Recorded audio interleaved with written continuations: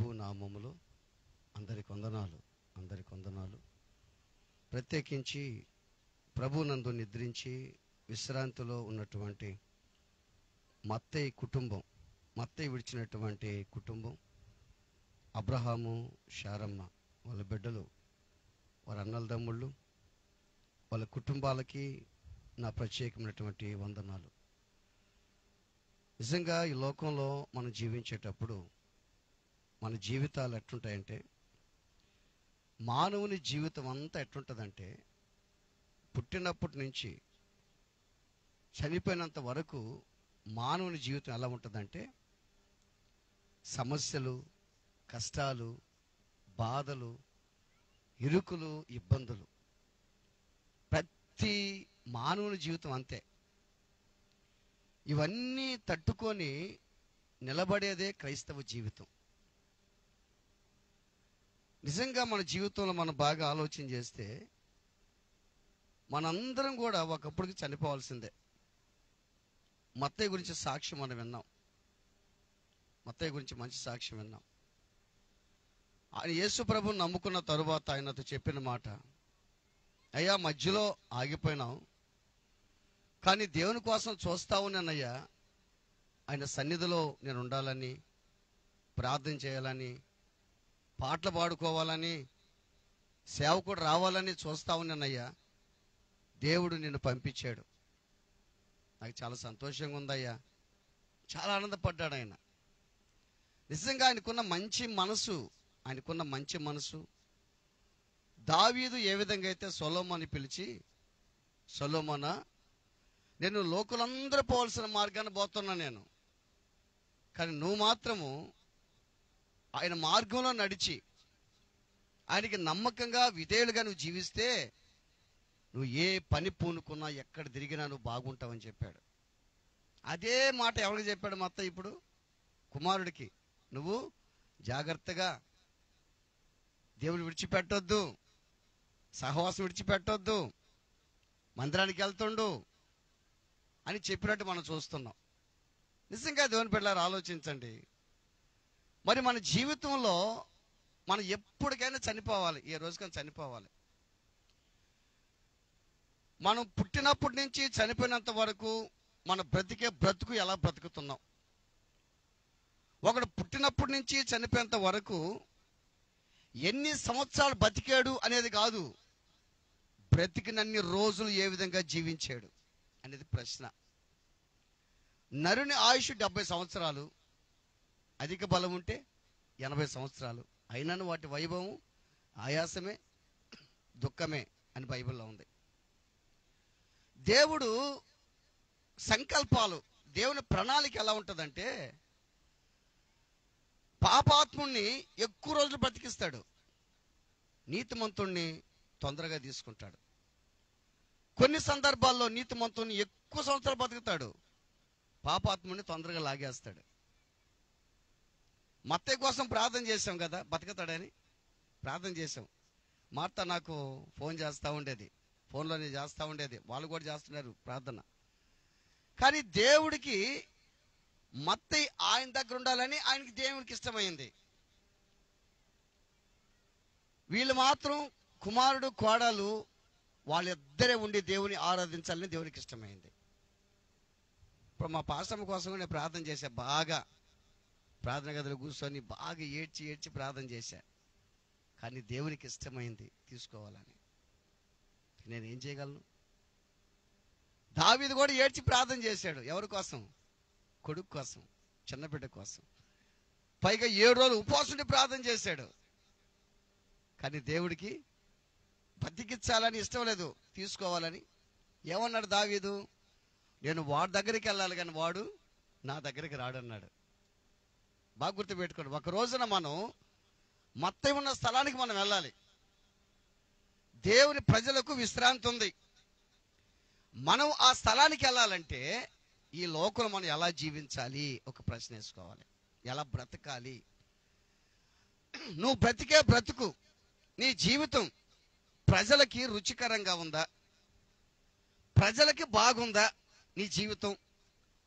నిన్ను చూస్తే ప్రజలు ఏమనుకుంటున్నారు? మెచ్చుకుంటున్నారా, నొచ్చుకుంటున్నారా? నేను చూస్తే ప్రజలకి నీ జీవితం అసహ్యంగా మారిపోతుందా? నేను ఎలా అనుకుంటూ ఎలా భావిస్తున్నా నీ గురించి ఆలోచించాలి మనం. ఒక్కొక్కరు భక్తుల చరిత్ర మనం చూస్తే, చరిత్ర చూస్తే భగత్ సింగ్ గారు ఆయన చనిపోయిన తర్వాత బరియల్ గ్రౌండ్కి తీసుకెళ్తున్నారు ఆయన్ని, భగత్ సింగ్ గారిని తీసుకుపోతుంటే మామూలుగా వ్యాన్ ముందు ఒక బ్యానర్ రాస్తారు, ఏదైనా ఒక వాక్యం రాస్తారు, బ్యానర్ రాస్తుంటారు, ఏదో యెహోవా భక్తుడు విలువైందని ఏదో ఒక బ్యానర్ రాస్తారు. ఆ కారు ముందు ఎవరు రాశారంటే భగత్ సింగ్ గారు జీవితంలో చనిపోయినంత వరకు దేవునికి ఎప్పుడు కూడా అవిధేయుడు కాలేదని రాశారంట. ఒకసారి అందరూ చప్పలు కొట్టండి. నిజంగా ఇటువంటి చరిత్రలు మనం చూసుకుంటే మనకు ఒక విశ్వాసం కలగాలి, రోషం రావాలి, మనకు రోషం రావాలి. ఎందుకు బతికేస్తా ఉన్నాం, మనం బతుకుతా ఉన్నాం అంతే, ఎట్టికి బతికేస్తున్నాం. ఆలోచన చేయి.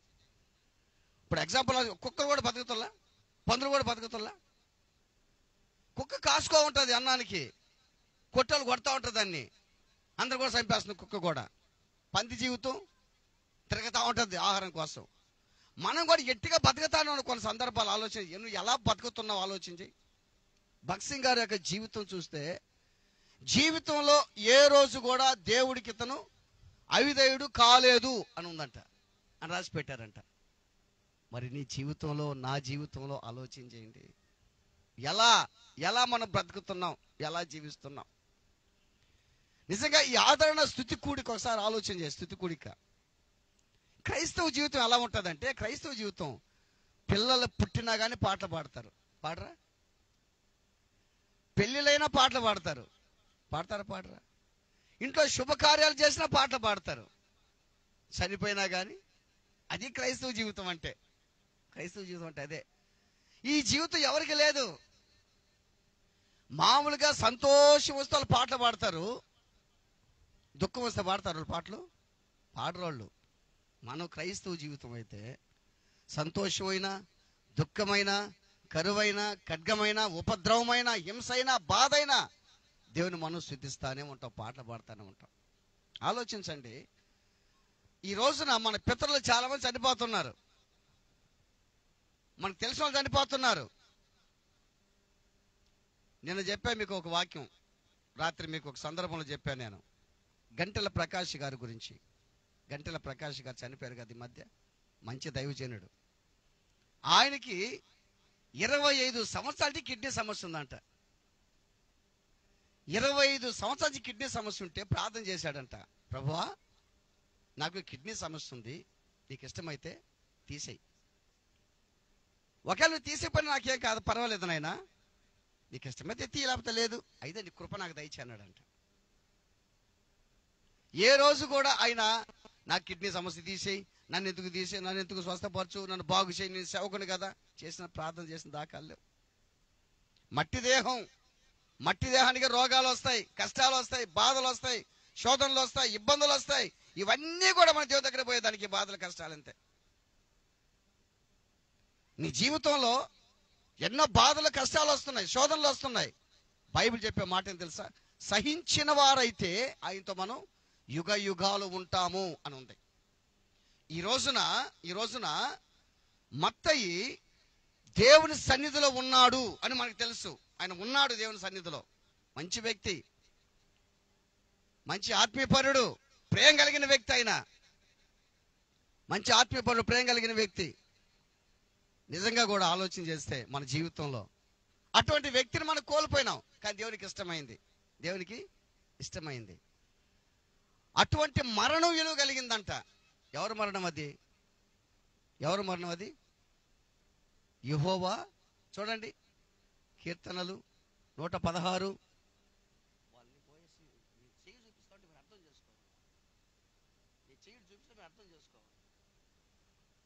కీర్తనల గ్రంథం 116. యెహోవా భక్తుల మరణము ఆయన దృష్టికి, బాగా ఆలోచించండి, ఎవరు మరణం అంటమ్మా? యెహోవా భక్తుల మరణము ఆయన దృష్టికి విలువ కలిగింది. భక్తిహీనులు కాదు, భక్తి లేని వారు కాదు, భక్తుల మరణం ఎట్లుంటుందంట? విలువ కలిగింది. అంటే ఎట్ట విలువ కలిగింది వాళ్ళ మరణం అని అంటే ఆలోచించే. ఈ లోకంలో యేసయ్యని నమ్ముకున్న తరువాత వాడికి ఉన్నా లేకపోయినా అప్పులున్నా కానీ, కష్టాలు పడుతున్నా కానీ, అప్పులు చూస్తానే బ్రతుకుతూ దేవుని విడిచిపెట్టకుండా ఈ లోకంలో నమ్మకంగా యథార్థంగా ఆయన రక్తం చేత కడగబడి ఉంటాడే, ఆయనకి నమ్మకంగా జీవిస్తాడే, మందిరాన్ని విడిచిపెట్టకుండా, యేసుని విడిచిపెట్టకుండా, సహవాసాన్ని విడిచిపెట్టకుండా ఉంటాడే, పరిశుద్ధంగా జీవిస్తాడే, వాడు చనిపోతే వాడి మరణం విలువ కలిగింది. అది హల్లెలూయా. అదే బైబిల్ ఒక మాట ఉంది, ఏం తెలుసా? చూడండి, దాని ప్రసంగి గ్రంథం 6వ అధ్యాయము 3వ వాక్యం. ప్రసంగి 6:3. బాగానండి. ఒకడు 100 మంది పిల్లలు కని దీర్ఘాయుష్యమంతుడై చిరకాలము జీవించినను అతడు సుఖానుభవం నెరుగకయు తగిన రీతి సమాధి చేయబడకపోతే వాడి గతి కంటే పడిపోయిన పిండము గతి 100 మంది పిల్లలు కన్నాడయ్యా. లేదా బాగా ఆలోచన, 4 పిల్లలు కన్నాడయ్యా, 5 మంది కొడుకుల్ని 3 కూతుళ్ళు కన్నాడయ్యా. ఎవరికి కూడా మారు మనసు లేదయ్యా, ఎవరు కూడా యేసులో లేరయ్యా. నిజంగా వాళ్ళ జీవితాలు ఎందుకు రైలు బ్రతుకు అనిపిస్తుందయ్యా. ఒక్కొక్కరికి 4 ఉన్నారు, 3 ఉన్నారు, 5 మంది ఉన్నారు, కానీ వాళ్ళ జీవితాలు బాగలేవు, వాళ్ళ పరిస్థితులు బాగలేవు. ఈరోజు ఆలోచన చేయి, వాడికంటే పడిపోయిన పిండం గతి మేలంట. 100 మంది పిల్లలు కన్నాడు, దేనికి? ఒక్కడైనా మంచివాడా? 4 పిల్లలు కన్నాడు, ఒక్కడైనా బాగా పరిశుద్ధంగా ఉండాడా? లేదే. నిజంగా దేవుడు మత్తయిని ప్రేమించి ఆయన మార్చుకున్నాడు, కొడుకు అబ్రాహాముని మార్చుకున్నాడు దేవుడు. హల్లెలూయా, హల్లెలూయా. మంచి సహవాసంలో చేరాడు. నిజంగా ఈ మాట చెప్పాలనిపిస్తుంది నాకు. నిజంగా ఈ బుచ్చి పోలనాడ్చారు విశ్వాసుల యొక్క సహాయము, సహవాసం, ప్రేమ ఎంత గొప్ప తెలుసా, ఎంత గొప్ప తెలుసా. ఈ మాట చెప్తున్నప్పుడు ఇంకా మీరు ప్రేమగా ఉండాలి, ఇంకా సహవాసంలో ఉండాలి, ఇంకా పరిశుద్ధంగా ఉండాలి. సార్ ఈ మాట చెప్పాడని సాతాను మిమ్మల్ని వేస్తాడు ఒక బాణం, గుర్తుపెట్టుకోండి. దిగజారిపోయేదానికి వేస్తాడు. సాతాను వైపు చూడకుండా ఇంకా ముందుకు పోవాలి, మీరు దేవుళ్ళకి పోవాలి. ఈ సహవాసం, రెండోది ఈ ఆదరణ కూడిక, శుద్ధి కూడిక, ఇదంతా కూడా ఖర్చు పెట్టి చేయటంలో బిడలు మార్కు కుటుంబం, ప్రసాద్ కుటుంబం, లక్ష్మయ్య కుటుంబం, అందరూ చప్పలు కొట్టండి. నిజంగా వాళ్ళు 3 కుటుంబాలు కలిసి ఇది చేశారమ్మా. మనం కూడా ఒక రోషం తెచ్చుకోవాలా, మన విశ్వాసాలు కూడా. ఎవరన్నా కృంగిపోయేటోని లేపాలి మనం. చేతంత సహాయం చేయి. నువ్వు డబ్బులు దాచిపెట్టుకొని బీరువాళ్ళ పోర్పులు పెట్టుకొని అది దాచిపెట్టి కాదంటాం వల్ల తుప్పు పడతాయి, జాగ్రత్త గుర్తుపెట్టుకోండి. నీళ్లు చేతుంటే కొత్త నీళ్ళు వస్తూ ఉంటాయి, చేతకుండా అట్టే ఉంటే మురికి కంపు కొడతాయి నీళ్లు. సహాయం చేద్దాం, 10 ఒక్కరికి సహాయం చేద్దాం. మనం ఖర్చు అవుదాం. 100 రూపాయలు ఖర్చు పెట్టి చాలు, 50 రూపాయలు ఖర్చు పెట్టి చాలు పక్కన వాళ్ళకి. దేవుడు అనుకుంటాడు 5,000 పెట్టినట్టుగా దేవుడు ఫీల్ అయిపోతాడు నువ్వు 50 రూపాయలు పెడితే. ప్రైజ్ ది లార్డ్, హల్లెలూయా. ఎంత గొప్ప దేవుడు ఆలోచించి. యెహోవా భక్తుల మరణం అంటే ఆ మరణం యెహోవా భక్తులది. ఈ లోకంలో ఒక ఆయన కురుపులతో ఉన్నాడు. ఎవరైనా? లాజరు. కురుపులతో ఉంటే ఆహారం లేక లాజరు తిని పడేసిన ముక్కలు కూడా దొరక్క దిబ్బగుంట్లో కూర్చొని చిల్ల పెంకుతో గీక్కుంటా కుక్కలు వస్తే ఆ కురుపులు నాకుతా ఉంటే ఎంత భయంకరమైన జీవితం ఆలోచించి. చాలా మంది అంటుంటల్లా ఏమో తెలుసా, ఆ వ్యక్తి చనిపోవటం మంచిదయ్యా, అబ్బా నాయన ఏసే నమ్ముకున్నాడు, ఆ బాధ ఏందయ్యా. చాలా మంది భక్తులు గుర్తుపెట్టి, చాలా మంది భక్తులు ఏం చేశారు తెలుసా, ఏసే నమ్ముకున్న మంచం మీదనే పడి చచ్చిపోయారు. మంచం మీద అట్టే చచ్చిపోయారు. మరి ఏమనుకుంటా తెలుసా అప్పుడు, వాళ్ళు యేసు ప్రభువుని నమ్ముకున్నలా ఏందట్లా జరిగింది వాళ్ళకి? లేదు, అది దేవుని యొక్క చెప్పండి, దేవుని యొక్క ప్రణాళిక. మంచంలో ఉండాలా, ఇంకా దేవునికి దగ్గర అవ్వాలా, ఇంకా పరిపూర్ణంగా మారాలా? వ్యాధి చేత మంచం ఎక్కితే శిక్షణ నొందును, శిక్షణ నొందాలి. బాగా గుర్తుపెట్టుకోండి. లాజరు కురుపులతో బాధపడుతుంటే ఏ రోజు కూడా లాజరు దేవుణ్ణి దూషించునోడు. మనమైతే యేసుప్రభుని నమ్ముకున్నాం, ఏం సుఖము, ఇల్లు కూడా గట్ల, ఉద్యోగం కూడా రాలా, పెళ్ళి కూడా కాల, బిడ్డలు కూడా బొట్ల, ఆ ఫ్లాట్ కూడా రాలా, ఆ పొలం కూడా రాలా, ఆ డబ్బు ఆస్తి కూడా రాలా. మనమైతే మనం అనుకున్న వాళ్ళు అంటారా లేదా? కొంతమంది యేసుని ఎందుకు నమ్ముకుంటున్నారు? ఏదన్నా ఆస్తులు వస్తాయని, డబ్బు వస్తుందని, తర్వాత వాళ్ళు బాగుండాలి, వాళ్ళు మనకేది ఇస్తారని, దుప్పట్లు వస్తాయని, రగ్గులు వస్తాయని, చాక్లెట్లు వస్తాయని. దానికి నమ్మేది కాదు. నువ్వు చస్తే ఆడకపోతావు, అందుకు నమ్మలేసేని. మరణాన్ని తప్పిస్తాడు ఆయన. లాజరు బాగా గుర్తుపెట్టుకోండి. మత్తయి ఇప్పుడు ఆడాడు తెలుసా? యెహోవా భక్తులైనటువంటి మత్తయి ధన్యకరమైన జీవితంలో ఉన్నాడు, ధన్యకరమైనటువంటి ప్రదేశంలో ఉన్నాడు.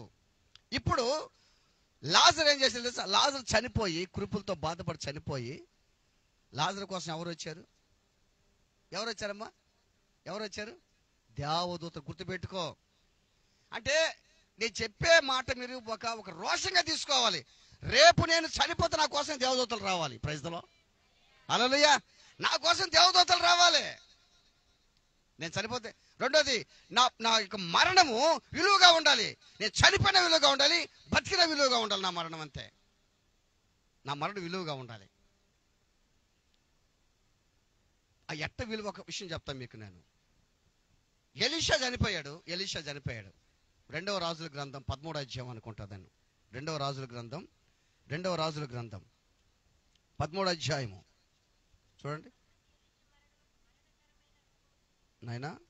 అదేను ఇది 20 వచ్చిన తర్వాత ఎలీషా మృతి పొందగా సమాధిలో ఉంచిరి.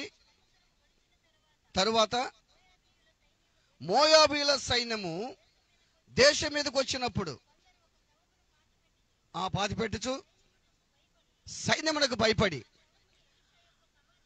ఆ శవమును ఎలీషా యొక్క సమాధిలో ఉంచగా దింపిన ఆ శవము ఎలీషా శల్యములు తగిలి తిరిగి బ్రతికింది. చాలమ్మా. బా, చూసావా? చెప్పలు కొడతాం అందరూ. ఎలీషాని పాతి పెట్టేశారు. ఎలీషా చనిపోయాడు. 1 సంవత్సరం అయిపోయింది. మోయాబీయులు వచ్చారు యుద్ధంలో, ఒకటి చచ్చిపోయాడు. వాళ్ళు ఏం చేశారు తెలుసా? ఆ తొందరలో ఏ సమాధులు పెట్టారు? ఎలీషా సమాధులు పెట్టారు. ఎలీషా సమాధిలో పెడితే ఎలీషా ఎముకలు తగిలి లేచి కూర్చున్నాడు అంట. వాడు ఎలీషా లేచాడా? అదే అద్భుతం అంటే, అదే అద్భుతం అంటే. నేను నా భార్య కోసం ఏడ్చా. ఇప్పుడు కూడా ఏడుస్తుంటాలే. ప్రార్థన చేశాను నేను, మీతో బాగా నవ్వుతుంటాను నేను. ప్రభువా, నా భార్య భక్తి పడరాలు కాదు, నేను అంతకంటే భక్తి పడిన కాదు. నీకు ఇష్టమైతే నా భార్యని బ్రతికించాలని ప్రార్థన చేశాను నేను. ఇప్పుడు మీకు ఆ మాట నవ్వుగా ఉండొచ్చేమో, అబ్బో అనుకోవచ్చేమో. నేనేమి ప్రార్థన చేశాను తెలుసా? యేసయ్య, నాకున్న విశ్వాసం ఏంటంటే ఎండిపడి ఎముకలో బ్రతికించావు నువ్వు. నా భార్య నీకు ఒక లెక్క కాదు, బ్రతికించగలవు నాయన అని బాగా ప్రార్థన చేయగా దేవుడు అన్నాడు, నేను ఈ లోకంలో మిమ్మల్ని అందరినీ పుట్టించాను, ఒక ఉద్దేశంతో పుట్టించాను నేను మిమ్మల్ని. కొంతమంది ఆ ఉద్దేశాన్ని మర్చిపోయారు, కొంతమంది ఆ ఉద్దేశాన్ని గుర్తెరిగి నా కోసం జీవించారు. వాళ్ళ నీ భార్య ఒకటి. నీ భార్య నేను తీసుకున్నా. ఇప్పుడు నీ భార్య ఆడని తెలుసా? నా దగ్గర సంతోషంగా ఇత్త విశ్రాంతిలో ఉంది. నువ్వు మళ్ళా బతికిస్తాను అడుగుతున్నావు, మళ్ళా రొంపులకు నేను దోసేదా? కష్టపడి బాధపడి శ్రమపడి ఇటు రోగాలు చేసి నా దగ్గరకు వచ్చింది. నేను మళ్ళా కష్టపడి ఎట్టు పంపిస్తాను? నా దగ్గరకు వచ్చి నేను పంపిస్తానా? నా దగ్గరకు వచ్చి నేను పంపిస్తానా? ఆలోచించండి దేవుని బిడ్డలారా. ఇప్పుడు మన పితరులు చాలా మంది ఆ దగ్గరికి వెళ్ళిపోండారు. మనం అనుకోవచ్చు, మా అమ్మ ఉంటే బాగుండు, మా నాయన ఉంటే బాగుండు, మా అక్క ఉంటే బాగుండు, చిన్నాయన ఉంటే బాగుండు, మా అమ్మ ఉంటే బాగుండు, బతికిచ్చేసాను అనుకోవచ్చు. నో, దేవుడు బ్రతికించాడు. ఎందుకంటే ఆయన బిడ్డలు, ఆయన ఆత్మలు ఎక్కడ ఉండాలి? ఆయన దగ్గర ఉండాలి. లాజరు జీవితంలో కూడా, లాజరు చనిపోయాడు. లాజరు కోసం ఎవరు వచ్చారు? దేవదూతలు వచ్చారు లాజరు కోసం. దేవదూతలు వస్తే లాజరు ఏడున్నాడు అంటే, ఇప్పుడు ఏడున్నాడు? అబ్రహాము రొమ్మున ఆనుకున్నాడు అని బైబిల్లో ఉంది కదా. అబ్రహాము రొమ్మున ఆనుకోవటం అంటే, పరలోక రాజ్యంలో ఎవరు రొమ్మున ఆనుకోవాలి మనం? అది ఎవరి దగ్గర అంటే అర్థం ఏంటంటే, అబ్రహాము రొమ్మున అనే మాటలు మరణం తర్వాత ధన్యకరమైన స్థలాలుగా యూదుల తాల్ముతు గ్రంథంలో ప్రస్తావించబడిందంట ఆ మాటలు. అర్థమైందా మీకు? అబ్రహాము రొమ్మున ఆనుకుంట అనే మాటలు మరణం తర్వాత ఏంటంట? ధన్యకరమైనటువంటి స్థలాలు. ఈ మాట ఇది యూదుల తాల్ముతు అనే గ్రంథంలో ఈ మాట ప్రస్తావించబడింది. అందుకని అబ్రాహాము రొమ్మున అని అంటారంట దీన్ని. అంతేగాని అబ్రాహాం కూడా మనిషే కదా, కానీ పరిశుద్ధుడు, మనిషే కదా. అబ్రాహాం కూడా పాతి పెట్టేశారు అబ్రాహాం. ఇప్పుడు లాజరు అన్నాడు, ఇప్పుడు ధన్యకరమైన స్థలంలో ఉన్నాడు. మనం కూడా ధన్యకరమైన స్థలంలోకి వెళ్ళాలంటే అబ్రాహాము శారమ్మ ఆలోచన చేయండి. ఒక ఆదాయం మీకు పోయింది ఇప్పుడు, అంతే కదా? పోయిందమ్మా, పోయిందే కదా? ఏం పోయింది చెప్పండి? ఏం పోయింది అబ్రాహాం? మీ నాయన మీ నాయన చెప్పండి, ఏం పోయింది మీకు ఇప్పుడు? అది 4,000 రూపాయలు పోయిందా లేదా? ఆయనంత జాగ్రత్త పరుడో తెలుసా?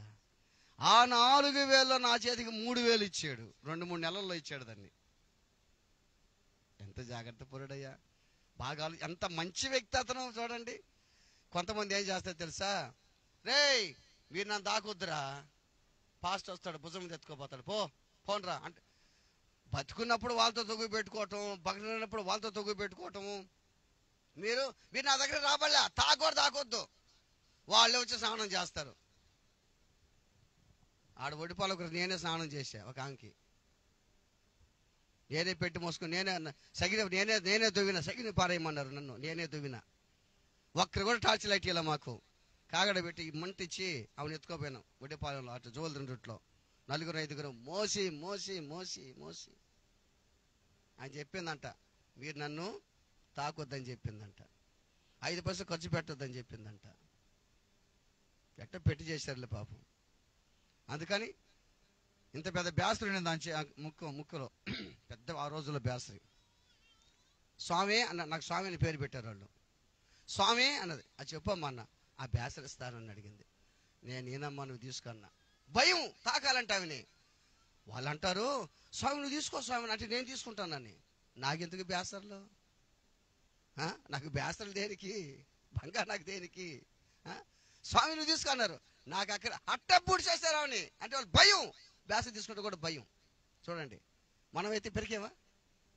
దండ ఉంగరం మొత్తం పెరికేస్తాం కదా, మనమైతే తీసేస్తాం కదా, మనమైతే హాయిగా తీసేస్తాం కదా. నా భార్యకు తాలిబొట్టు అట్ట వదిలేసాం మేము. ఏది అట్ట వెళ్ళిపోయిన అట్ట వదిలేసాం అనుకోలే. ఆలోచించండి. అంటే మేమే ఆమెకి స్నానం చేసి, మేమే సోపు రుద్ది, మేమే పౌడర్ చేసాం ఆమెకి. ఆలోచించండి. బ్రతికినప్పుడే ఏం చెప్పాడు ఆ మొత్తం కొడుకు? ఏం చెప్పాడు? నేను చనిపోతాను ఆయన, నువ్వు బాగుండు, పరిశుద్ధంగా ఉండు, మన వాళ్ళు ఉండారు, వాళ్ళతో సహవాసంగా ఉండు, దేవుని విడిచిపెట్టబాకు, కాపురు వస్తాడు, జాగ్రత్తగా ఉండు అని చెప్పాడా లేదా? ఆలోచించి దేవుని బిడ్డలారా ఆలోచించు. దేవుని యెహోవా భక్తుల మరణము ఆయన దృష్టికి ఏందంట? ఏది విలువ? ఏ మరణం? ఎటువంటి మరణము? మంచి మరణం. మంచి మరణం అంటే ఏంది? అసలు ఏంది మంచి మరణం అంటే? నువ్వు క్రీస్తు రక్తం చేత కడగబడిన తర్వాత నువ్వు బతికున్నప్పుడు నీకు ఎన్ని కష్టాలు, బాధలు, శోధనలు వచ్చినా వైదొలగకుండా, ఊరుకూరుకుని ఆగిపోకుండా, కష్టం వచ్చిందని చర్చికి రాకుండా ఆగిపోవటం, బాధ వచ్చిందని చెప్పి ఎగిరిపోవటం, మనుషులతో మాట్లాడక ముగించుకోవటం, ఈ కాదు. ఈ మరణం ఇటువంటి మరణం కాదు. ఆ మరణం విలువైంది. నువ్వు అదే స్థితిలో ఉంటే ఎప్పుడు చస్తావు మనకే తెలియదు. రేపు మనం చచ్చిపోతే నీ గురించి సాక్ష్యం చెప్పొద్దంట ఎవరన్నా. చెప్పొద్దమ్మా. ఒక ఛాలెంజ్గా తీసుకుందాం మనం, పౌరుషం తెచ్చుకుందాం మనం. నిజమే కదా సార్ చెప్పింది, రేపు నేను చనిపోతే నా గురించి సాక్ష్యం చెప్పొద్దు అందరూ. నాకు మంచిదయ్యా, పలానోడు మంచివాడని చెప్పొద్దా? ఆలోచించు. యాకోబు చనిపోతే, ఎవరైనా యాకోబు చనిపోతే యాకోబు యొక్క శవాన్ని ఆ శుభ్రం చేస్తే 40 రోజులు పట్టిందంట. అంటే సుగంధ ద్రవ్యాలు, అంటే ఐగుప్తు దేశానికి కానాను దేశానికి తీసుకెళ్ళాలి. ఇప్పుడు ఆయన్ని 40 దినాలు పడితే ఆయన కోసం అంట 70 దినాలు ఏడ్చారంట. అంటే ఎంత మంచోడు చూడండి అమ్మా. అంటే ఎంత భక్తిపరుడు, విశ్వాస వీరుడు మన పితరులు అబ్రాహాము, ఇస్సాకు, యాకోబులు. అదే కానీ 50లో ఉంటాయి ఆ మాటలు. 70 దినాలు దుఃఖం సలిపారంట వాళ్ళు. మోషే చనిపోతే 30 దినాలు ఏడ్చారంట మోషే చచ్చిపోతే. సౌలు యుద్ధంలో చచ్చిపోతే 7 రోజులు ఉపవాసం ఉండారంట, ఆయన కోసం బాధపడ్డారంట. నిజంగా నేను తలుచుకోవాలా, ఎవరైనా తలుచుకోవాలి నిన్ను. ఇప్పుడు మనం చనిపోయినా కానీ వాళ్ళ సాక్ష్యం చెప్పుకుంటున్నాం. హేబేలు రక్తము భూమిలో నుంచి ఏం చేస్తున్నట్ట, దేవునికి సాక్ష్యం మొర్ర పెడుతుంది. హెబ్రీ రాసిన పత్రిక 11:5 చూడొకసారి. 11:5 అనుకుంటా. హెబ్రీ రాసిన పత్రిక, దాని పై చదువు నాయన. హెబ్రీ రాసిన పత్రిక చెప్తాను. శ్వాసమును బట్టి, తర్వాత హేబేలు ఎక్కడుందో చూడండి. హేబేలు దగ్గర ఉంది.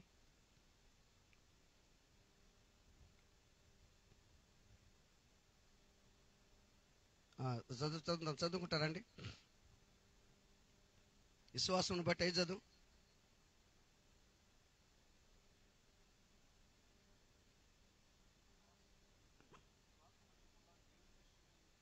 అసాధ్యము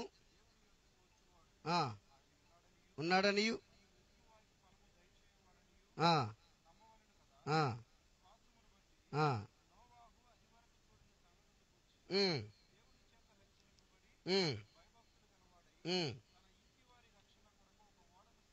సిద్ధము చేశాను.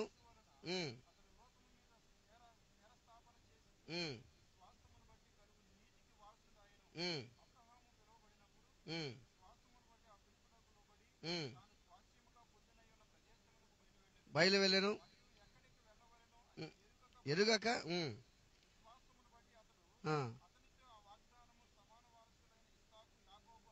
ఎనవారును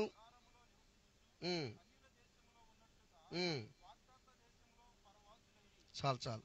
ఇప్పుడు మా ఆదికాండం చూడండి. ఆదికాండం దాంట్లో ఉందేమో 3వ అధ్యాయము 4వ అధ్యాయం చూడండి. ఆదికాండం 4వ అధ్యాయం హేబేలు గురించి. కాదు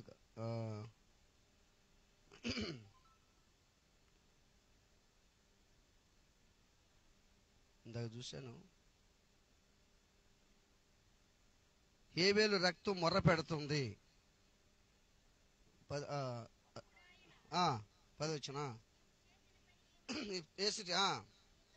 నీ తమ్ముని రక్తం యొక్క స్వరము నేలలో నుండి మొర్ర పెడితే చాలు. ఈ తమ్ముని యొక్క స్వరము నేలలో నుంచి ఏం చేస్తుందంటే నేలలో నుంచి మొర్ర పెడుతుంది. అంటే వాళ్ళు బ్రతికి చచ్చిపోయినా కానీ వాళ్ళ సాక్ష్యం ఎట్టుందో ఆలోచన చేయండి. చనిపోయిన వాళ్ళ సాక్ష్యం ఎలా ఉంది. ఇప్పుడు మనం చెప్పుకుంటున్నాం కదా, బ్రదర్ యేసన్న గారు, తర్వాత దేవదాసయ్య గారు, బక్సింగ్ గారు, అంటే వాళ్ళ సాక్ష్యాలు మనం చూస్తున్నాం. అదే మన పితరులు ఎలీషా గారు. ఆయన పెడితే ఆయనకు ఎముకలు తగిలిందంట, పక్కన లేచి కూర్చున్నాడంట. అంటే ఎలీషా ఎముకల శక్తి అని కాదు, ఆడ దేవుడు మహిమ పొందేదానికి అది దేవునిలో శక్తి ఉంది. ఎలీషా ఎముకల్లో శక్తి లేదు, ఎందుకంటే దేవుడు మహిమ పొందే. అర్థం ఏంటంటే, అబ్బా నిజంగా ఆయన భక్తులు శరీరం తగిలితే లేచి కూర్చుంటారా? అది అర్థం. అటువంటి భక్తులు మరణం యెహోవా దృష్టికి ఏందంట విలువ కలిగింది. మనం ఆలోచన చేయండి. దేవుని బిడ్డలారా, ఈ రోజున ఒక ప్రశ్న మనం వేసుకుందాం. ఈ రోజున మనం ఎలా జీవిస్తున్నాం, ఎలా బ్రతుకుతున్నాం? ఈ రోజున నీకు తండ్రి లేడు, కానీ నీకు తండ్రి ఎవరు తెలుసా? చూడండి, ఆ కీర్తనల గ్రంథం 146 చూడండి, 146, 149 చూడండి, 146:9. కీర్తనలు 146:9. కాపాడువాడు ఆ ఆ ఆ